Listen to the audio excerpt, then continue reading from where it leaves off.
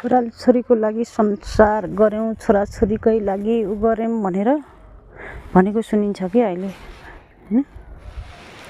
ए बा छोराछोरी तपाईँले पाएपछि तपाईँको छोराछोरीलाई गर्न त अरूले आउने होइन नि त हैन। आमा बाबुको दायित्व र कर्तव्य त निभाउनै पर्छ जसरी पनि। हिजो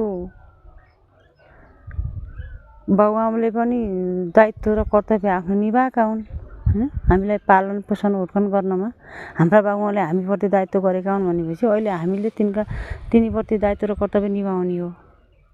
भोलि बिहान तिनले पनि तिनका छोराछोरीलाई दायित्व र कर्तव्य निभाउने हो। सबै छोराछोरीले पाल्नै पर्छ गर्नै पर्छ भन्ने हुँदैन नि त।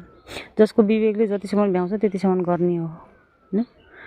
दायित्व र कर्तव्य हो कि हैन। हिजो बिहान हाम्रा बाबुआमाले पनि त गरे हुन् नि त, हामीले गरे होइनन् र गरे हुन् हैन। अनि खोइ त अनि अहिले हामीले हाम्रा बाबुआमालाई के दिन सकेका छौँ, केही गर्न सकेका छौँ र सकेका छैनौँ नि त। के गर्यौँ हामीले हाम्रा बाबुआमालाई?